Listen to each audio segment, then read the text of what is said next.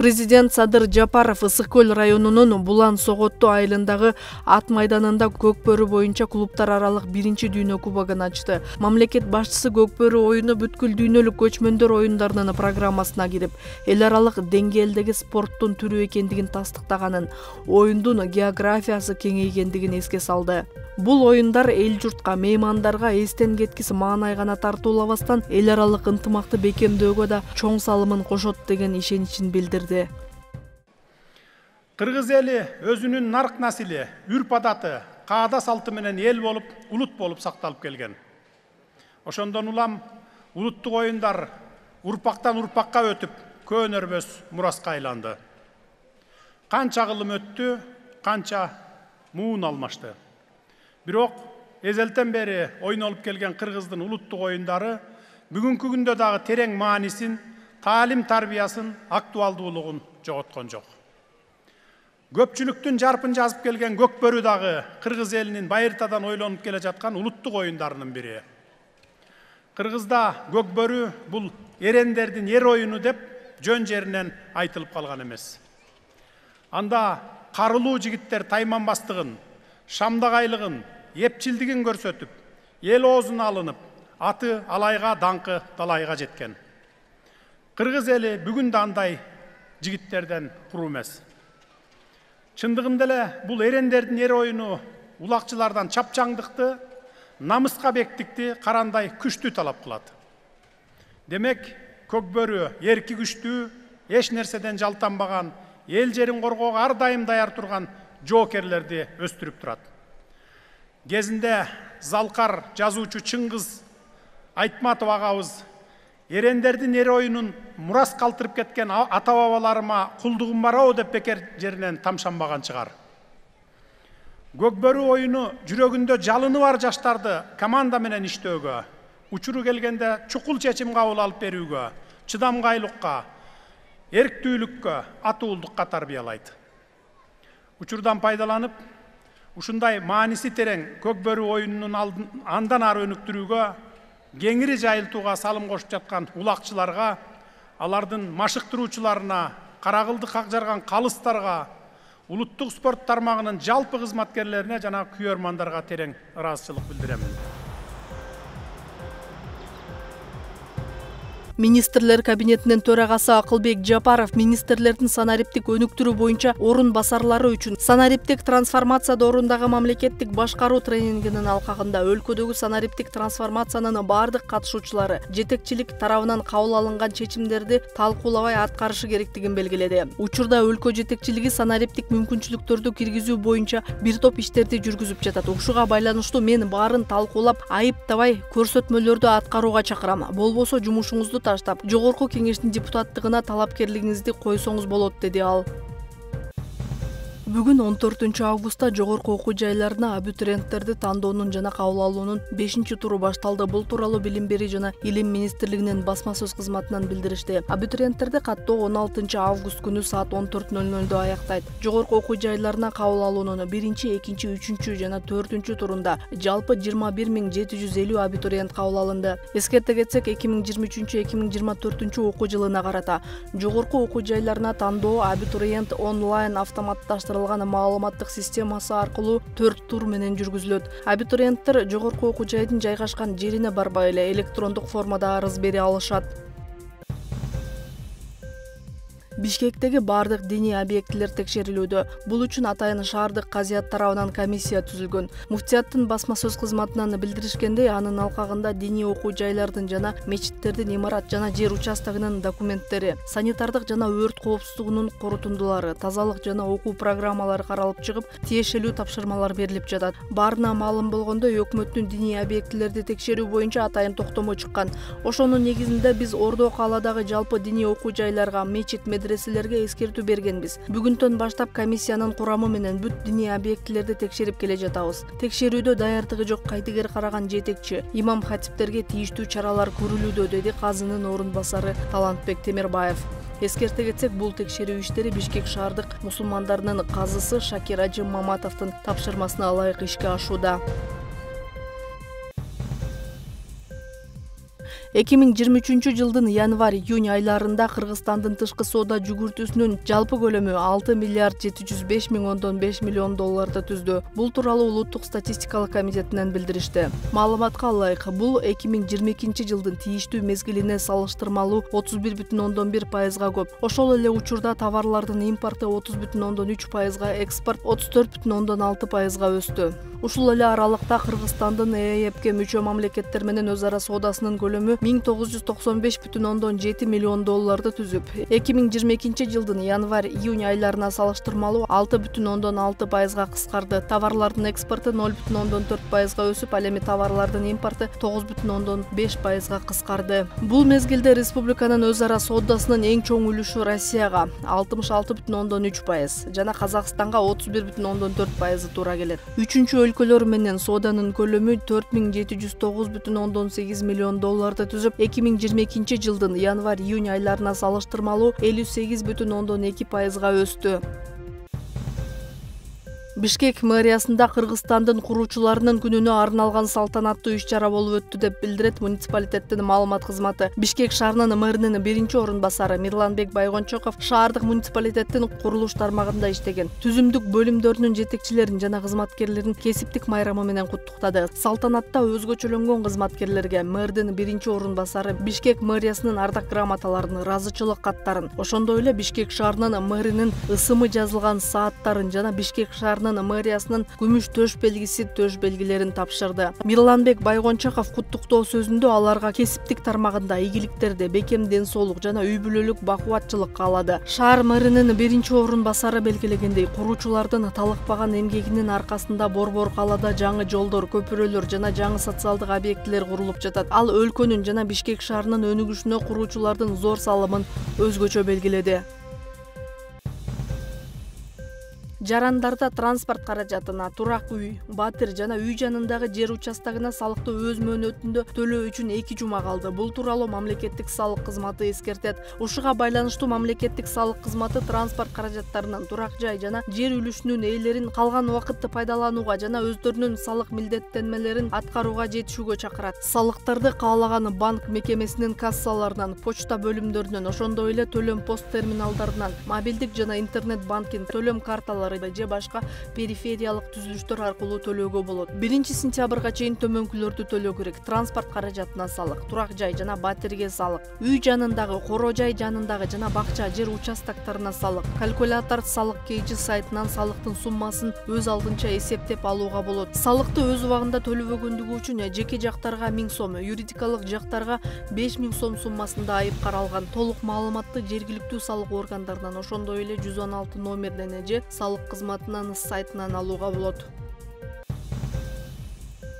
Кыргызстандын аймагында 7-синен 13 августка чейинки аралыкта 21203 жол эрежесин бузуу фактысы катталды. Бул тууралуу Кыргыз Республикасынын Ички иштер министрлигинин жол кыймылынын коопсуздугун камсыздоо башкы башкармалыгынан билдиришти. Маалыматка ылайык, анын ичинен тийиштүү документтери жок унаа башкаруу 277, мас абалында рульга отуруу 241, автоунаанын терезелерин мыйзамсыз караңгылатуу 53, жөө жүргүнчүлөр катышкан жол эреже бузуу фактылары 1167, транспорт каражаттарынын эксплуатациялоо эрежелерин бузуу 4190, авто ээн баштык 8, белгиленген ылдамдыктан ашуу 4832, башка жол эрежелерин бузуу фактылары 10435. Ар кандай жол эрежелерин бузгандыгы үчүн 1424 автоунаа убактылуу токтотуучу айып короо жайына токтотулган. Кыргыз Республикасынын Ички иштер министрлигинин жол коопсуздугун көзөмөлдөө башкы башкармалыгы айдоочулардан жол кыймылынын коопсуздугун эрежелерин так сактоого чакырат.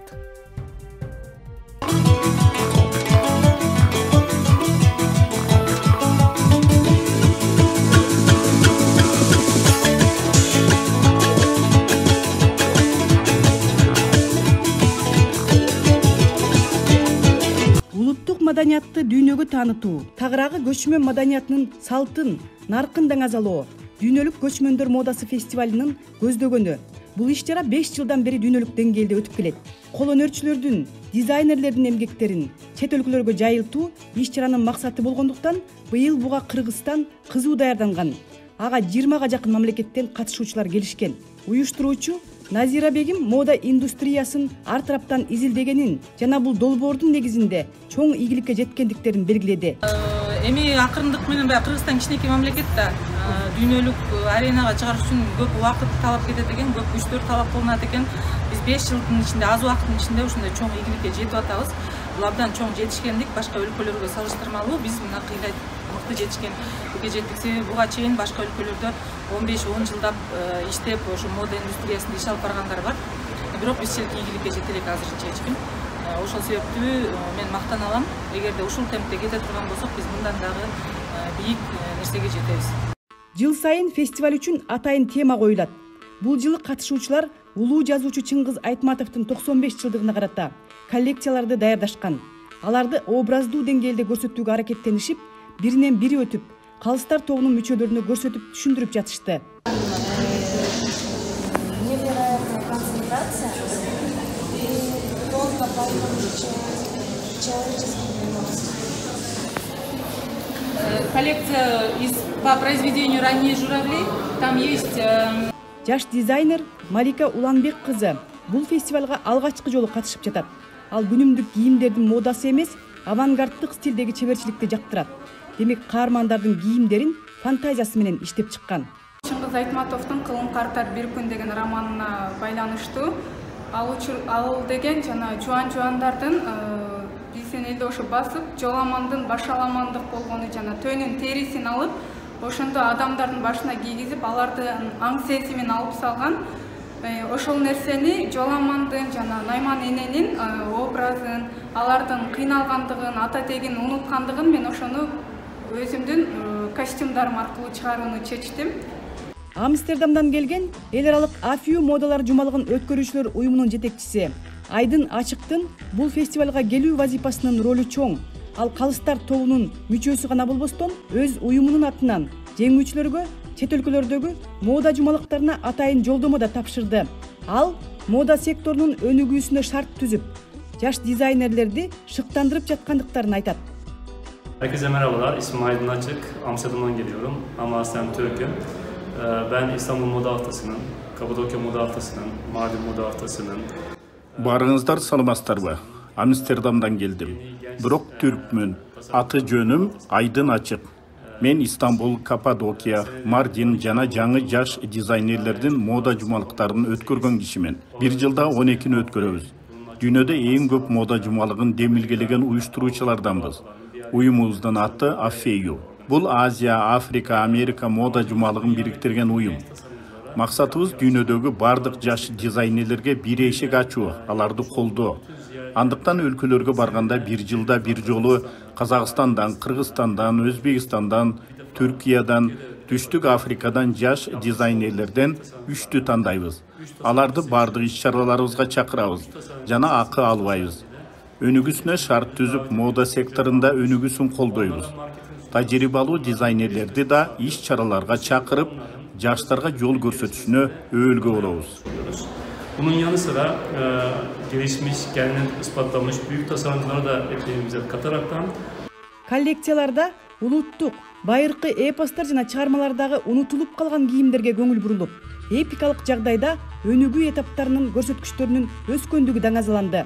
Бул көчмөндөр маданиятынын кийими кыргыз деңгээлинин негизинде түрк маданиятынын, түрк калктарынын коллекционерлеринин иштерине негизделген.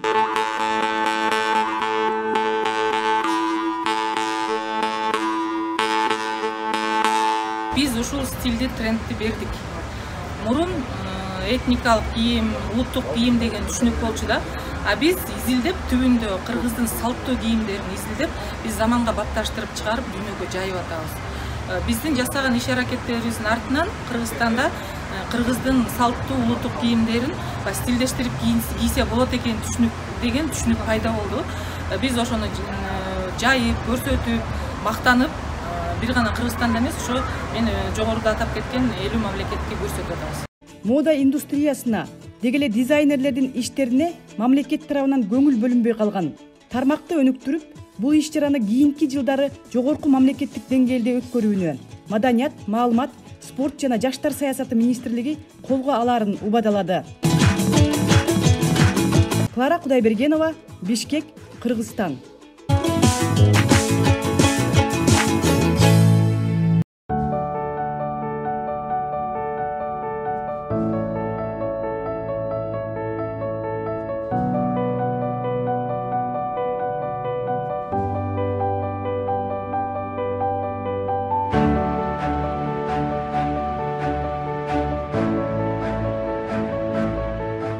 Ак Бура дарыясын бойлой жайгашкан Озгур айылы жаратылышы кооз, абасы таза. Мындан улам жергиликтүүлөр ден соолугуна да өзгөчө кам көрүп келишет. Чаң баскан көчөлөрдө топ тээп келген жаштар футбол аянтчасынын курулушун күтүп келишкен. 4 жыл мурун башталган жергиликтүүлөрдүн көксөгөнү жерден чыгып, эми жаңы футбол аянтчасынын курулушу бүттү. Келечекте болсо жакшы балдара кызмат кылып берсин. Дагы бир жолу кош келипсиңер дейбиз. Бул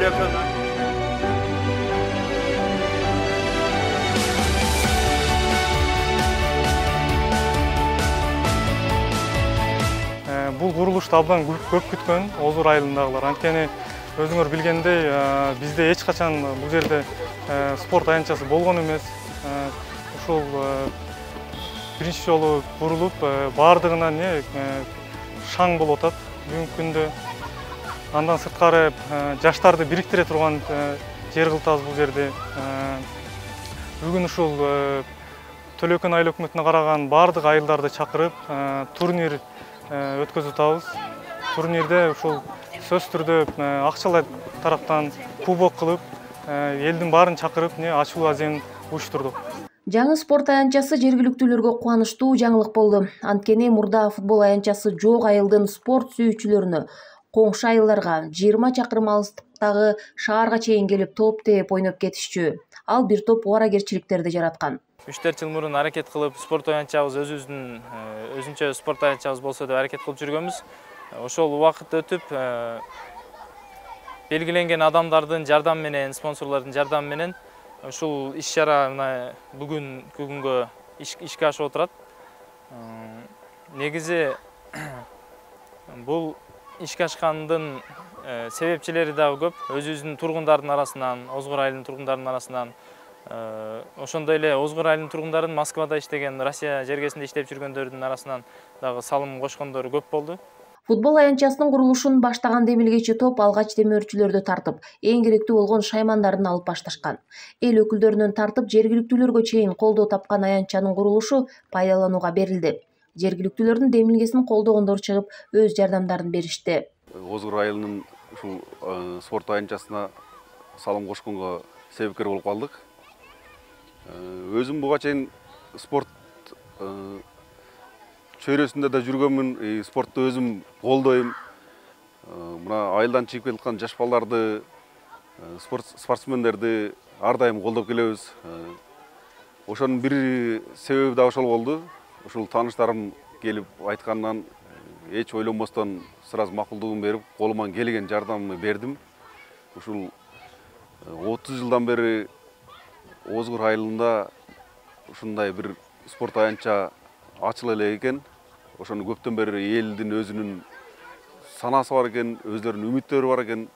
Ушул Озгур айылынын тургундарынын активдүү катышуусу менен, жаштардын уюму менен мына Кудай кааласа бүгүнкү спорт аянтча ачылды. Озгур айылынын тургундары бир жакшы чоң ийгиликке жеттик десек болот. 10 жаштагы Зинадиндин ысымын ата-энеси белгилүү футболчу жана машыктыруучу Зинедин Язид Зидандын атын ыйгарышкан. Атасы да спорттун бул түрүнө кызыгат жана футбол аянтчасын куруу демилгесин көтөрүп ишке ашыргандардын бири. Айылдын чаң жолдорунда футбол тээп жүргөн Зинадин жана анын достору эми бул аянтчанын такай жана кесипкөй оюнчулары болушат. Мен атам койгон, Зидандын атынан Зинадин деп койгон. Атам болсо футболго барчу, анан кийин мен деле атам менен барып футболго кызыгып кеттим. Көбүнчө Месси болгум келет. Неге? Ошеле Месси 7 алтын топ алып, 4 лига чемпион алып, 1 чемпионат мир алган. Топурактарда ойноп, кийимдерибиз кир болуп, анан кийин үйгө барсак ата-энелерибиз урушуп, мен кирдер кечке жиберейинби деп урушат эле. Досторубуз менен бир атайын бир мындай чөп жерди табат элек да, ошо чөп жерде үйдө топ бар эле, топту алып, ошо чөп жерге барып ойной берет элек да досторубуз менен. Эми жакшы болду, ажа уруп бергенге жыгылсак иш-чара сыйрылбайт. Буга чейинки керектүү шайманын эске албаганда 2 миллион сом акча каражатына бүткөн спорт аянтчасынын бүтүшүнө салым кошкондор өтө көп. Анткени бул курулуштун өзгөчөлүгү ашар ыкмасы менен элдин колдоосу аркылуу ишке ашуусунда. Алардын арасында акчалай жардам бергендер, алгачкы курулуш иштеринде өз техникасын иштетип курулушка салым кошкондор бар. Ошондой эле сыртта жүргөн мекендештердин да жардамы тийди. Эми футбол аянтчасынын үстүн жаап, дагы шарттарды түзүү демилгеси колго алынууда. Гүлжан Ажиматова, Бектур Калыбек уулу, Ош облусу.